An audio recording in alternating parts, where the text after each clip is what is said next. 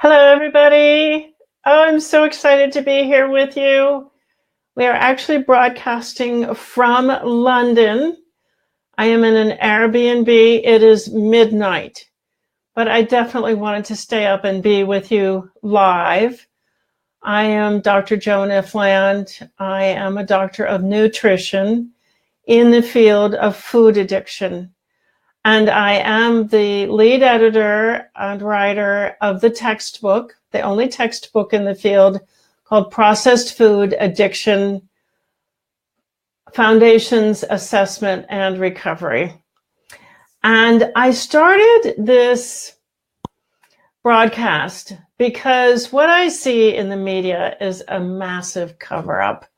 I see that people are being led astray right, left, and center in terms of, what to eat, what not to eat, how to lose weight, how to find your health again, how to control your food choices. And I just thought, I bet that people struggle because they're watching media or they're reading media that is just so hurtful. Not only is it neutral, like, okay, this just isn't going to work, but it's really hurtful.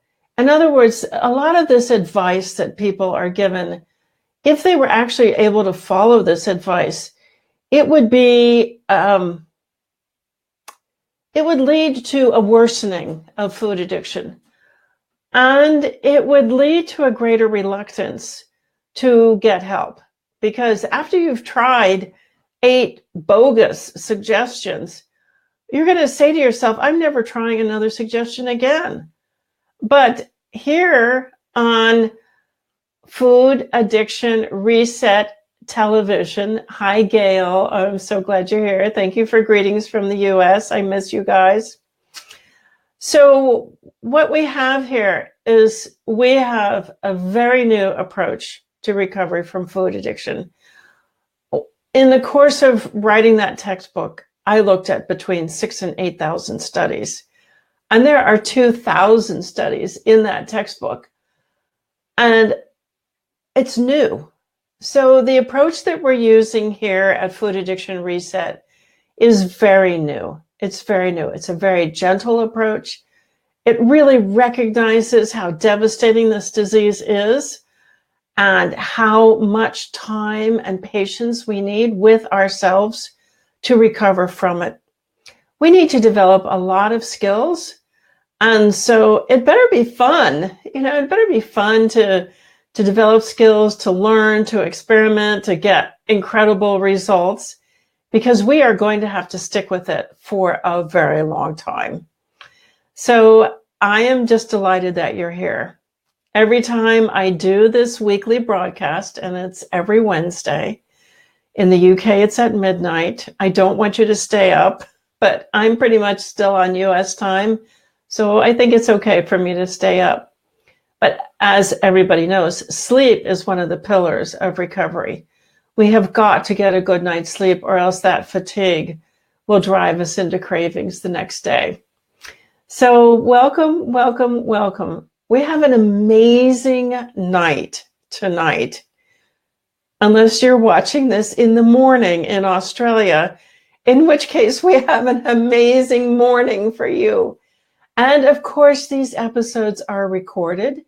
They are available at YouTube, and we want you to watch them again and again because they're pretty dense.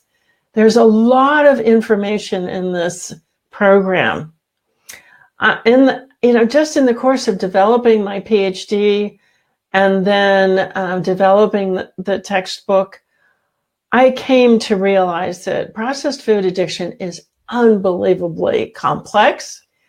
It's multifaceted. It affects every inch of our lives. It certainly affects every cell in our bodies. So we know we need to be in an expert environment.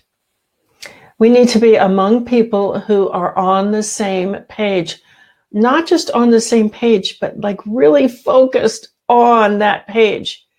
Because what the food environment does is it tries to pull us off. It tries to say, oh, it's this. Oh, no, it's that.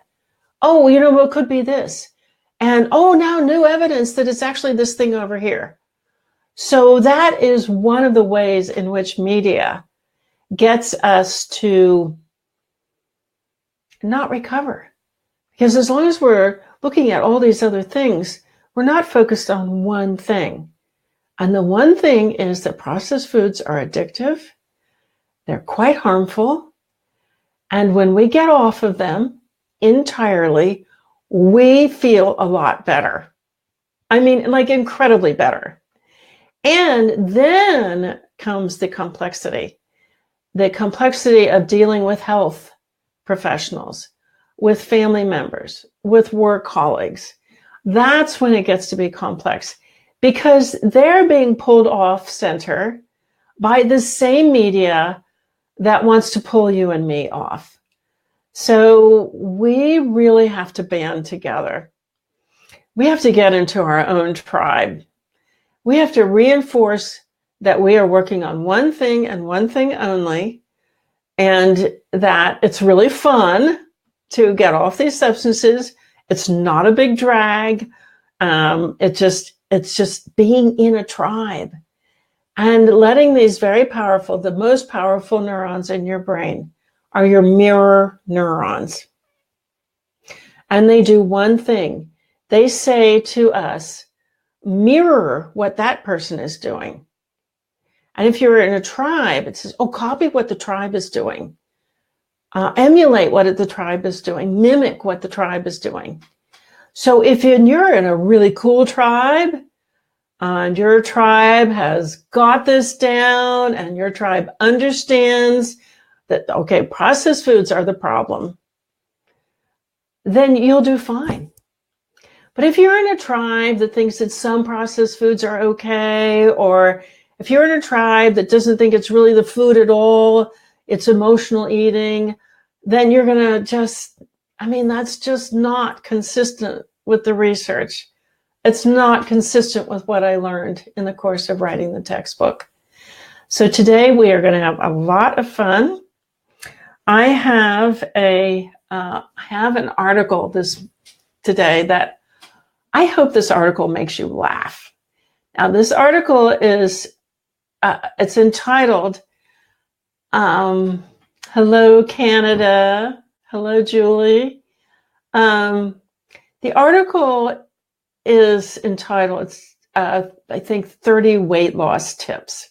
And it came through MSN. So MSN is a great big media outlet. It's one of the biggest. And as I read their stuff, because I go over to my Bing feed and I browse their stuff, I realize that they are just a mouthpiece for the processed food industry.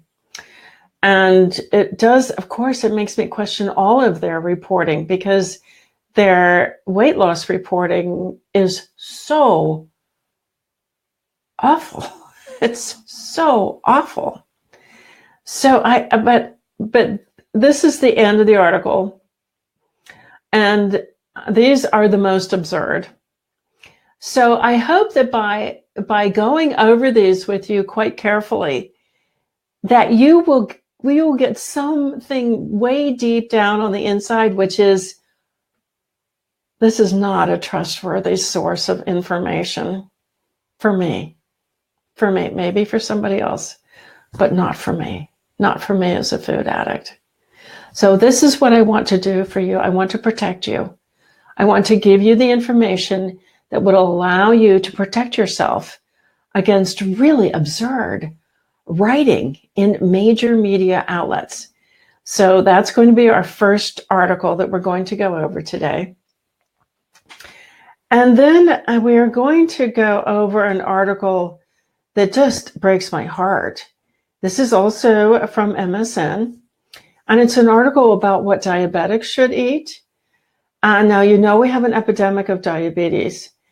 And part of the reason we have this epidemic is because of articles like this.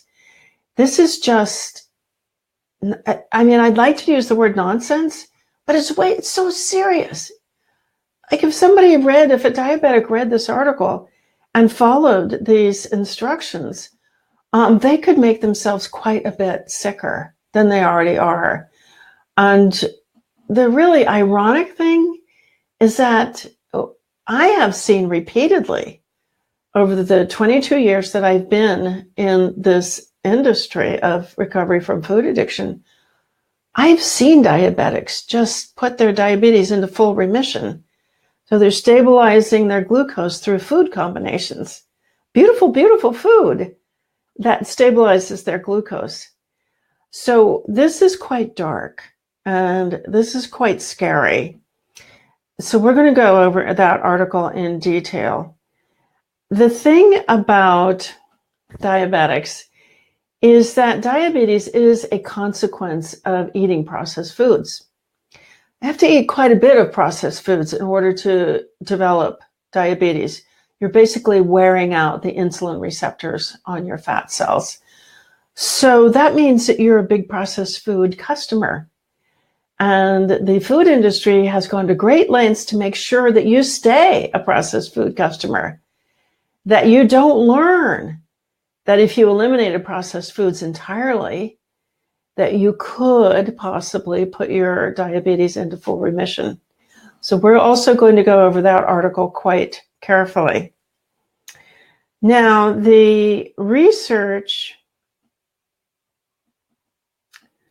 that, and then we're going to do one very interesting article. Now, this is quite subtle.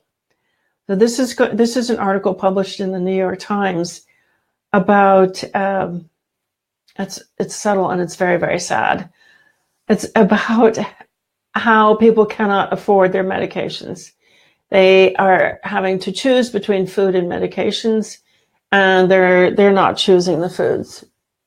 I mean, they're not choosing the medications. They're just not taking them. And then they're ending up in the hospital. So what's wrong with this article? Some of the diseases that they describe are diet related. So if these people just knew to get into a food addiction recovery program and would eliminate the processed foods, get rid of the cravings, that not only would they not have, well, not only could possibly their doctor recommend reducing their medications, but they would have plenty of money if they weren't spending money on medications and on processed foods. If they were only spending money on unprocessed foods, which are very filling, very satisfying, you don't have to spend a lot of money to get full if they only knew that. So in a very subtle way, the New York Times is perpetuating this idea that if you have heart disease or diabetes, you should have enough money to spend on these incredibly expensive medications. And instead, if they just would talk about alternatives for these people or what happened when they got educated, give them some kind of hope. But no, instead, well, we'll get there. Stay tuned. It's fairly outrageous, and we're going to review it. Now, for our regular feature of Research Missing in Action, we're going to review a wonderful study comparing mindfulness with behavioral therapy as a means for reducing eating. I love this. I love this research because what they're saying is, okay, let's get past the diet issue. Let's get past the food issue. Let's get on to how people can be supported emotionally, mentally in their recovery from overeating. So I love that. Now, I will say there's a kicker. There's a punchline to that study. And I'm not going to give it away yet. You have to stay till the end. Okay. All right. So what I am going to do, because we are almost 15 minutes into the program, is I'm going to stop right here and do our station identification. And that just means I'm going to tell you once again, I am Dr. Joan Ifland. I am a doctor of nutrition in the field of addiction to processed foods. I am the editor and lead writer of the textbook on processed food addiction called Processed Food Addiction: Foundations, Assessment, and Recovery. So I am just up to here with research. We do have a weekly newsletter that goes with this broadcast. So be sure to sign up for the newsletter, and you will see these same 4 topics covered in the newsletter that we're talking about tonight. But you will have them in writing, and you will have links to the articles that I'm talking about. Of course, I do ask you not to go read most of them. Anyway, okay, so this is Food Addiction Reset Television, and this is our first program on Wednesdays, and I'm so glad you're here. And if you're listening to the rebroadcast, to the recording, I'm glad you're getting this information and that you'll be able to listen to it again and again. And please look in the archives, because we are building a video library of really good information for you. Okay, let's do our first article. This is so outrageous. Get ready to laugh. Okay, again, this is from an article called 30 Weight Loss Tips from MSN. So their first one is to keep a food journal. Now, I object to this strongly, because my whole philosophy is let's liberate people from food. We want the brain to think less about food. And if you get into a great group like our daily addiction reset community, and I will ask Julie or Sheila to put up the link so that you guys can join. If you're in a good group, we hardly ever talk about food, and we are on a video chat or a conference call for 3 hours a day. So you can always join us, and we're getting on with our lives. We're talking about the fun things that we're doing with our lives now that we're free from food. So kind of like the last thing I want people to do is to reinforce the obsession with food by writing it down. Now, I will say first thing in the morning, we do stop and think, do I have a protein? Yes. Do I have starch? Yes. Do I have vegetables? Yes. Do I have fruit? Yes. Do I have a fat to go with it? Yes. Okay. I know what I'm going to eat today. We bring it to mind. We set our food intention, and that's it. That's it for food. Yeah, we go into our kitchens, we make the food, we make multiple meals at a time. We spend 10 or 15 minutes doing that, and we're done. We've cooked all of our food on the weekend, and you can learn how to do that from my new book, which is the Food Addict's Meal Prep Manual. So we've got our system down. Sheila, thank you. Thank you for putting up that link. And we have moved on. We have moved on to the fun things in life. We have moved on to the things that we had on the back burner, our dreams, because we were too tired or too groggy or too sick from the processed foods. But we're having a blast. And this idea that you would keep a food journal, nah. Okay. Now, the next. Get ready.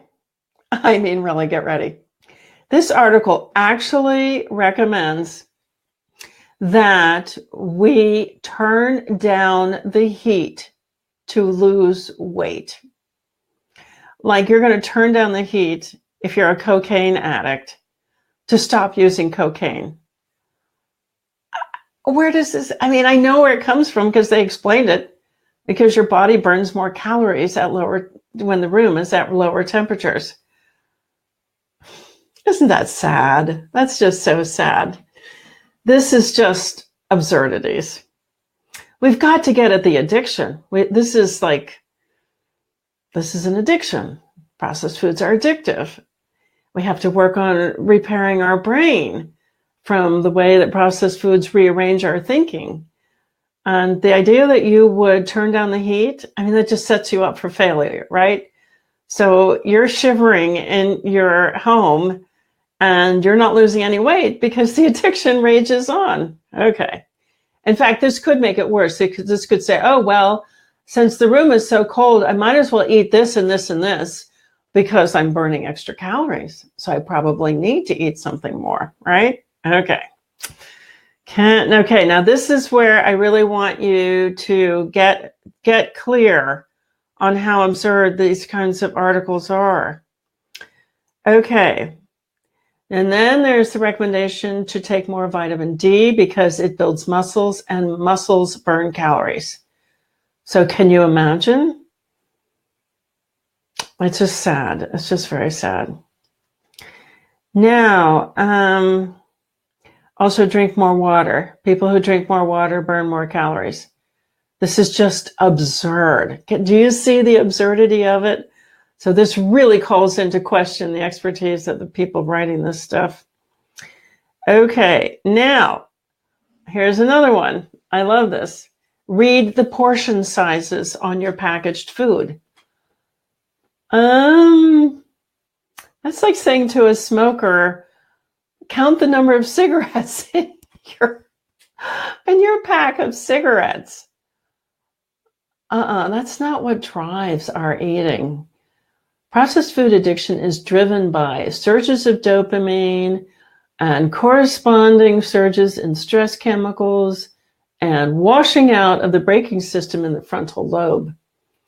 So reading the, hi Connie, so glad you're here. So reading the portion sizes on a package is just absurd. Plus, if you have a package with one serving in it, the manufacturer will say, oh, well, there are 2 servings in here, and that's a method for getting the number of calories per serving down. But of course, any food addict is just going to take it home and eat the whole package, and then probably eat some other packages too. So we don't eat packaged foods. The processing by which a food can be put into a package can't make it addictive. And packaged foods have this great mystery quality to them. We don't know what else the manufacturer has put into them. So this idea that you would read the portion sizes and, you would have a half cup of something highly addictive when your urge is to eat the entire package, just move on. Just move on. It's just so ridiculous. Okay, here's another one. Use a smaller plate. Oh, why didn't I think of that? And can you imagine telling an alcoholic, just get a smaller glass, have a smaller portion. So, oh gosh. I mean, I feel sorry for people who are not listening to this program because I think they would actually try to follow this advice. I mean, there are hundreds of millions of people around the world, maybe as many as 2 billion, who are overweight, constantly trying to get their weight under control. So they would really like for the problem to be solved by a smaller plate. But I remember reading a story from a food addict. She said, okay, I got out my food and I put it on my small plate. I ate that. And then I got up and I ate everything else in the kitchen. So that's just a dramatic example of how silly this advice is. Okay. Now, of course, they're saying, rapid weight loss is wonderful, which is not true. Rapid weight loss is followed by a rapid weight regain plus greater loss of control.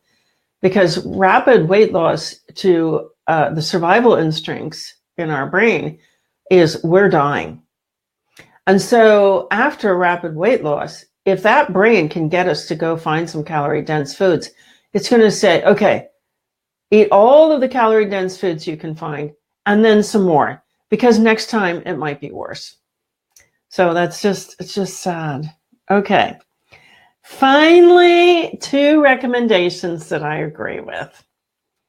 Number 21 out of 30 was great, and that is get enough sleep.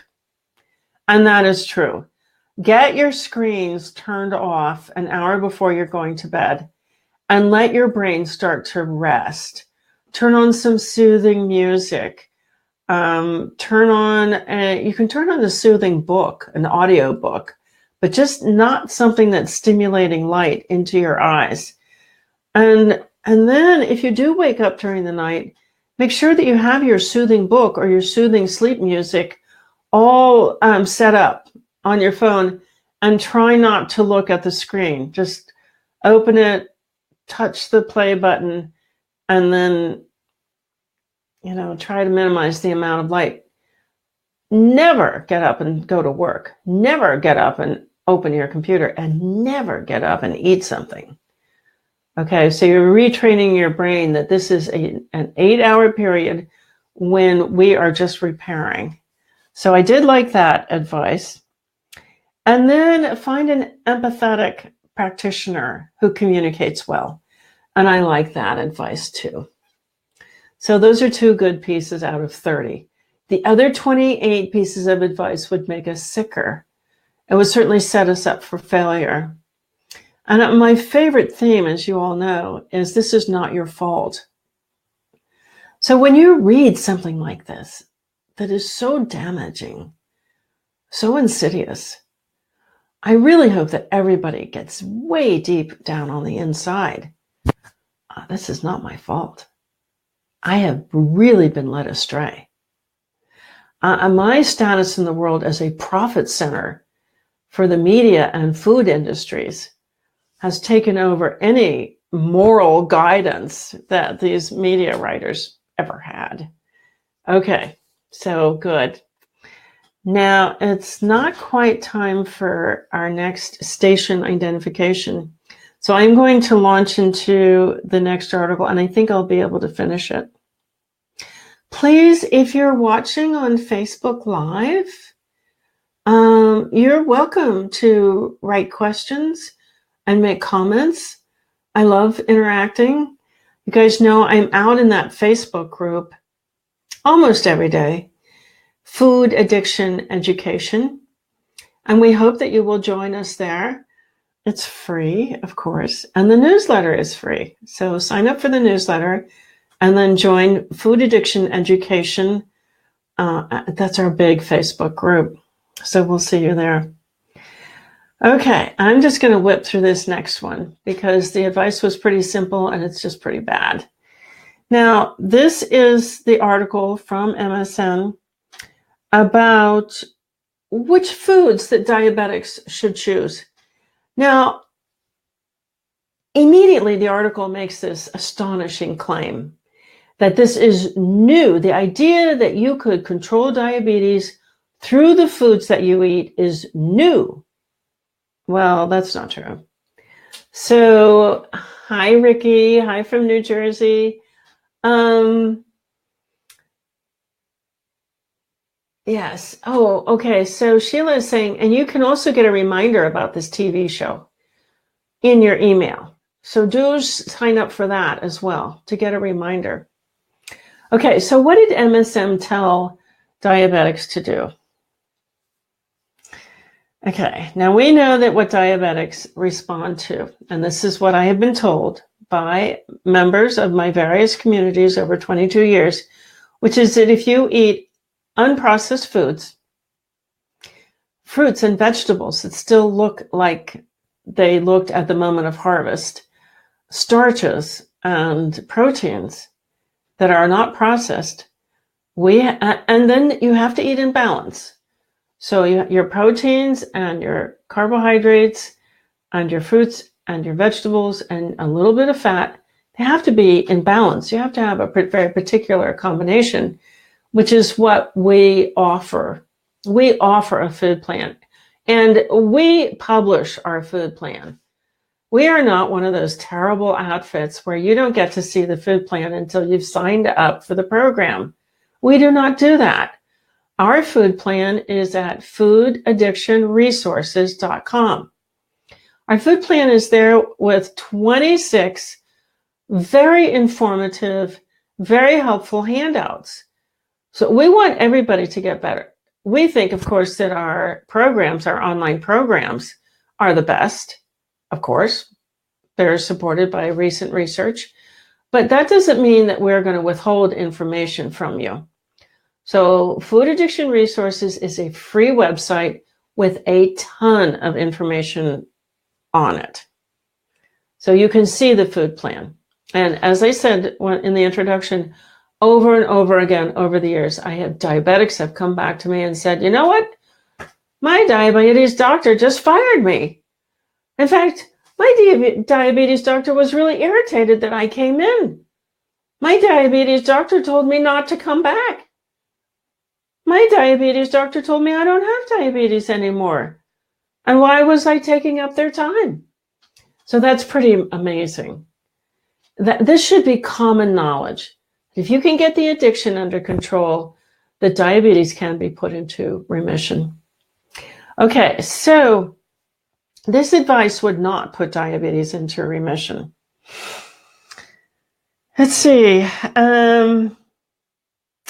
So everybody knows that diabetes educators are trained by the processed food industry, that dietitians are the professional arm of the processed food industry. So when you get advice from a diabetes educator, this is the processed food industry telling you to keep eating processed foods and just take the medication. And that would be instead of just putting the whole thing into remission. Okay? Well, you can see them fighting to protect their market. Now, there were 3 foods that were recommended. One of them was apples. Now, I'm a big fan of apples in combination with a half serving of protein so that the carbohydrate is balanced by the protein and is absorbed slowly. That's a snack. And then for breakfast, of course, you have a serving and a half of protein with your apple and 6 ounces of starch and 2 teaspoons of fat. That's a terrific combination that emulsifies in the stomach over a couple of hours. And then when it gets out into the intestines, it can be absorbed very, very steadily. It's very stable. So you're not getting these glucose highs followed by the crash, which is what sets us up for diabetes. Okay, Connie, just leave your comment and your questions. Write lots and lots of questions. And when this program is over, I will get into the post and I will answer your questions. It's very confusing. When you've been told one thing by an authority figure for many years, and then somebody like me comes along, and I'm reading original research, and I'm publishing textbooks, and I'm getting to the bottom of things, it's very confusing. It's very confusing. How could all of those people have told me something that would not work when this other solution was over here the whole time? Okay, well, that's why it's fun. It's fun to get in here among people who really know what they're talking about, who've looked at thousands of studies, and to get some advice. I mean, I remember when I started this 22 years ago, it was like winning the lottery every day. The number of things that were wrong with me that just kind of went away. The sinus infections and the allergies and the fatigue and the brain fog and the extra weight and all that stuff just started going away. But mostly, of course, you guys know my story. It was the raging, the irritability going away that got me hooked on this new career. So please be confused, but leave your questions and I will answer them. Okay, I'm glad you're here. Now, of course, the other 2 foods recommended in this article are 2 forms of dairy, both of them concentrated. I know I mentioned it in the article, so I'll mention it here. It's yogurt and cheese. Now, they have, dairy products are made up of sugar, which is lactose, fat, salt, cow hormones, imagine having cow hormones raging around your body, and then 4 different kinds of opiates. So we know that dairy is designed to put a 100-pound calf to sleep while that calf absorbs the nutrients and hormones specific to that animal, not specific to humans. This is terrible advice. Terrible advice. So, and then it goes on. This is where it really gets diabolical, because then it goes on to advise diabetics to avoid meat. Now, we see fabulous research showing that the higher your level of protein, the more stable your glucose. So by this article saying, oh, and don't eat meat, they are condemning that diabetic to more unstable blood glucose. Very dark, very dark. Okay, I'm a little bit late for my station identification. I am Joan Ifland. I am a doctor of nutrition in the field of processed food addiction, and I'm the lead editor and writer of the textbook for the field called Processed Food Addiction, Assessment, Foundations, and Recovery, and that is available at Amazon. So let's just move on here. This next article, as I said at the beginning, you would have to know what was wrong with this article, because on the surface, it looks like really responsible reporting on the part of the New York Times. Now, this is an article that tells the story of a group of people who are sick and who are being prescribed expensive medications. And they can't afford these medications, so they're not taking them. And then the uplifting part, kind of the uplifting part of the article, is about how the pharmaceutical companies and how government is responding to these people who need these life-saving medications and can't afford them. So what's wrong with that? Well, what's wrong with that is that some of these dire conditions are diet related. And the New York Times just doesn't get around to mentioning that these people could get into a support group and get some expert advice and make these conditions go away. So what you are left with at the end of this article is, oh, these people really need these medications. And oh, we really should have social services that make sure that they get these medications. And it's really tragic that they can't get these medications. So you're left with medications. Medications are the solution. And these people really should be taken care of by making sure that they get these medications. That's sad. That's really sad. So some of these include diabetes, high blood pressure, heart disease, and now cancer is considered to be a processed food related disease. And this article just doesn't go there at all. So sometimes you have to really read between the lines of media to know how they're perpetuating the disease. So you're left, if you have one of these diseases, you're left with this, okay, I got to figure out how to get these medications. And nobody ever comes along and says, get into a good group and get the right food plan. And see if your doctor would agree to maybe you don't need these medications. Maybe you can fix this through your food in a supportive community. They don't cover that. Okay. we just have to look at what's missing out of these articles. And now you're here and you're getting complete information. So my heart is full. Okay. Now we're going to do the research. This is the missing in action research. So the study that we're going to look at this week, and this is a brand new study, was done at the University of Kentucky by Dr. Weber, and it was just published this year.